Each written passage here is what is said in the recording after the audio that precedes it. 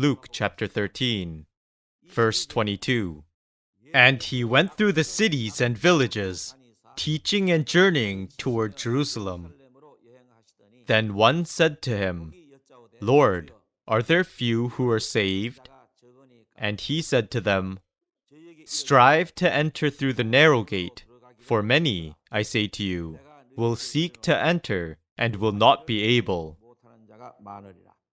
Here, Jesus was preaching as he was passing through Samaria, on his way up to Jerusalem from Galilee in the north.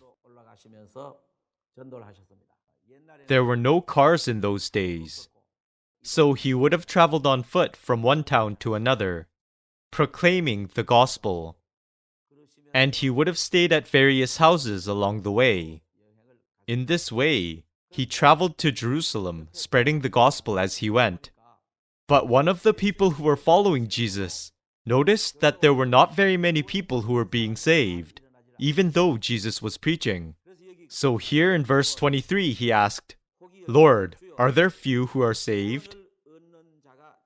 Look what it says here. When Jesus was preaching, there were a few people who were finding salvation. This is why this person asked if there were only a few who are saved. If no one was being saved at that time, he wouldn't have asked this question, would he? So, we can see that even if there were not many people being saved at that time, there were at least a few. So, when Jesus was preaching, there were a few people who were saved at that moment, but there were not many. So this person asked, Are there few who are saved? This tells us that while Jesus was preaching, there were definitely some people who were saved as they listened to him.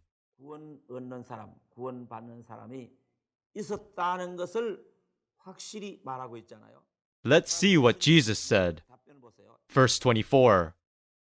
Strive to enter through the narrow gate, for many, I say to you, will seek to enter and will not be able. Enter through the narrow gate. Enter through the narrow gate. What is this narrow gate? That is the question. Generally, if you ask people what this narrow gate is, they seem to think that because the gate is narrow, it means it's hard to get through and refers to a life of suffering and hardships. As a result, they think of the life of believing in Jesus as one of hardships. So they get up early in the morning when everyone else is still asleep.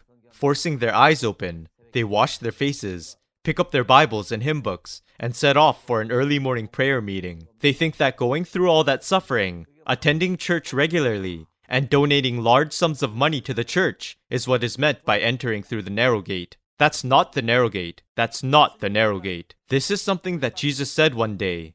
It is easier for a camel to go through the eye of a needle than for a rich man to enter the kingdom of God. That's the narrow gate. How can a camel go through the eye of a needle? The main character of the book, The Pilgrim's Progress, by John Bunyan, is a man by the name of Christian. This man called Christian sets out from his home in the city of destruction, bearing the heavy load of his sins. On the way, he falls into the slough of despond and gropes his way along. Two friends come with him a little way and then turn back. Then someone called evangelist comes and helps him out. He continues on his way, still carrying his heavy burden of sin, until he comes to a wicket gate, and there, before the cross, the burden of his sins falls away, and he passes on through the gate. That's the narrow gate. The narrow gate is the gate that leads the way through the cross. Passing through the cross doesn't mean going through the entrance to a church building that has a crucifix attached to its spire.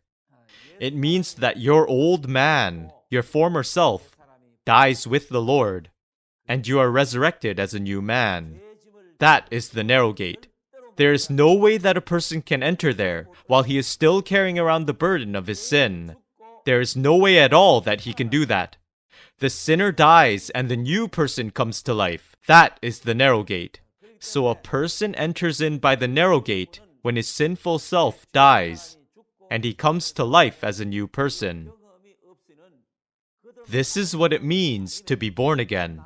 If a person has not had this experience of being born again, He can't say he has entered through the narrow gate.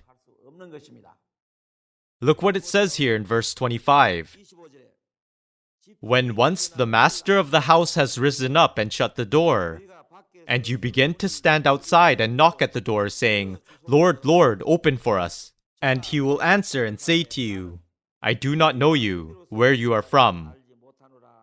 Then you will begin to say, We ate and drank in your presence, and you taught in our streets. But he will say, I tell you, I do not know you, where you are from. Depart from me, all you workers of iniquity.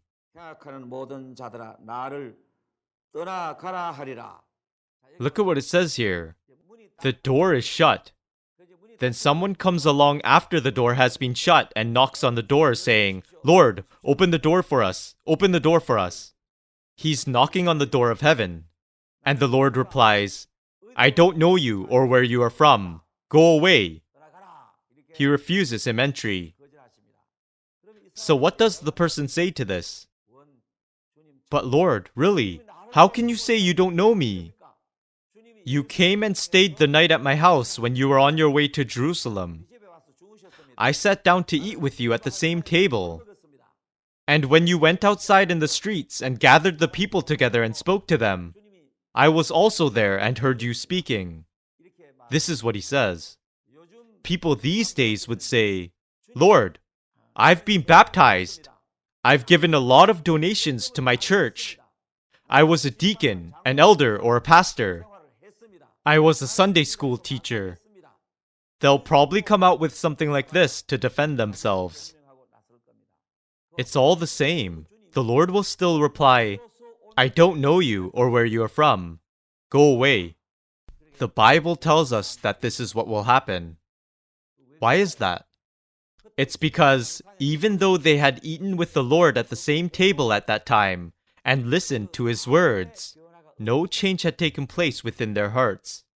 They had not had the experience of being born again. One thing you need to understand is that later, when you stand before the Lord, you must have true peace in your heart. Suppose you wander here and there in this world and are not able to find true peace. You go here and there in search of this peace. Some people go and pray in the mountains. Others go to revival meeting after revival meeting. Some go to all-night prayer vigils. And others go to early morning prayer meetings. But what if you have done all these things and still don't have true peace in your heart? If you don't have true peace, if your heart is still wandering without rest, the Lord will not know you. The people the Lord will recognize at that time are those who have new life within them. You must have the life of Christ, the life of the Lord within you, for the Lord to acknowledge you. The life of the Lord, the resurrected life of the Lord, must be within a person. It is only such people that the Lord will recognize. How about you? Have you ever had a definite experience of receiving the life of the Lord? This is the question. This is why Jesus said this when he asked if there are few who are saved. The reason I'm saying all this is that people can be deceived. Once you have been deceived in this matter, you will never be able to turn back again. It is because this is such a huge problem that I'm saying all this. A person can only live once. You can only live once. This opportunity that we have to live in the flesh in this world is an extremely important one. Life is not just about the superficial joys of the flesh. Eating, having fun, showing off and boasting. This is a time during which we are to prepare for the eternal future. Man doesn't live in this world forever. So this is the time for us to prepare for the eternal future. But people don't make the preparations for the eternal future. They just live their lives for their own enjoyment. And they tend to turn their hearts entirely towards this direction.